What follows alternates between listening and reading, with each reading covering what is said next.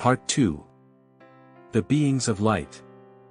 For about a year after my young near-death experience, often while falling asleep, I started seeing colors, hearing sounds, and feeling motions like the ones I experienced during my drowning.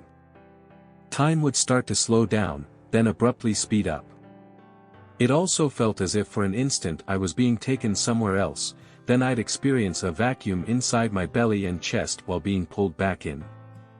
This feeling was disturbing indeed, but it came with a glimpse of a dimension I had been part of, and wanted to go back to. I was completely unaware at the time that I was having out-of-body experiences. Over time the length of these journeys increased, and the uncomfortable feeling of falling back into my body simply vanished. The dramatic changes in colors, sounds and movements persisted, but they stopped bothering me. In fact, I looked forward to them, because they opened the door into a very serene place where I felt completely calm, free, and safe. Since my NDE, my health had deteriorated. I refused to eat and often felt upset. I would look at myself in the mirror, scratch my face, and pull my hair out while hysterically crying. Then I would run to my mom and scream out loud, "You don't understand. I am not this person, this is not me, this is not my name. I should not be here." Patiently she would hug me, wipe away my tears and murmur, "Don't say things like that, you are a smart and pretty girl. God has given you this life and you should be thankful." Since I wasn't able to communicate my feelings in a way that people could understand, I became frustrated and increasingly isolated myself from the world. Most of the time I just wanted to be left alone. My sisters were too young to understand what was happening, and my parents were too busy working and trying to survive day to day, so they did what they could to deal with a very challenging situation.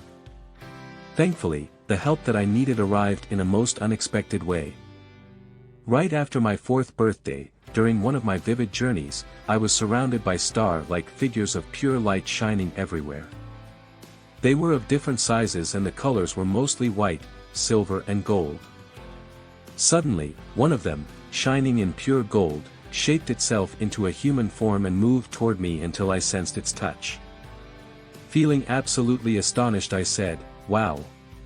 You are a being of light," and then I snapped awake. Afterwards I kept seeing the lights frequently while sleeping, so I became eager to go to bed. During some of the visits, many of them would be shaped as humans, others remained shapeless bright light. It was chiefly the golden ones which adopted human form, on very rare occasions blue and silver transformed. Regardless, I knew that each of them was a being. Each time that we were together I sensed the deep feeling of joy that one can experience upon returning home after being homesick for a long time. I always felt more peaceful and healthier, and began interacting more with my family. I told them that I felt good because I was meeting beings of light while I slept. My parents felt relieved because I was sleeping well, feeling better, and having good dreams.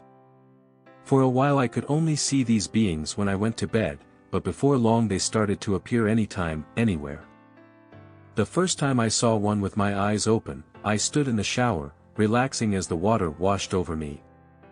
Suddenly, an intense and astonishing blue light flashed on before me, staying for a few seconds before it vanished. Even at 4 years old, I knew it was a being of light. I felt both thrilled and peaceful at the same time. They kept reappearing often, sometimes bringing with them the delightful fragrance of flowers. They didn't say or do anything in particular, but they were so stunning, and I felt so loved in their presence, that nothing more than their presence was needed. I first heard them talk after I threw a big temper tantrum. Since my NDE I didn't identify with my name, and sometimes I felt bothered about people calling me Ingrid. That particular day I got very angry at the maid for calling my name repeatedly. I turned to her and said, "Don't you understand, that is not my name." "Okay, so what is your name?" she replied exasperated. "I don't need one," I answered, then got very mad and walked away crying. That night as I fell asleep the bright golden being of light embraced me and I heard a voice talking in a very loving and clear manner. "It is going to take a while for anyone around you to understand." "Understand what?" I asked, feeling confused and astounded. Understand that your true self does not need a name. As you are discovering, names are not needed in the realm of the light. You're right. I affirmed. All things that you are experiencing, the being continued, and the ones that you will experience, are all gifts given to you to help yourself and others. I don't understand, how am I helping anyone? I asked. All I'd been hearing from people was that my behavior was not helping. More than you imagine, it answered. But don't worry, because eventually everything will be clear to you, and you will be able to communicate with everyone in a way that they will understand. For now, just stay calm and don't mention this conversation to anyone because they are not ready to understand. Remember, we are here and you can talk to us, we are always listening. Still, it was hard for me to understand why nobody could understand me. Why did I feel so peaceful with the beings of light, but so uneasy when surrounded by humans? I couldn't understand why this was happening to me, to which the voice simply replied, because you are special and you are beginning to know it. Then I said, what do you mean that I am special? Everyone is special, but they don't all know it yet. Just remember, you are not alone and you will meet people to help you walk your path, so you do not need to worry. Then all was quiet. After receiving this message I felt a lot calmer, and even though things were not still clear in my mind, I didn't need to ask any more questions. My tantrums stopped and for a while I felt at peace. But the question of, why me, continued to resurface throughout the course of my life.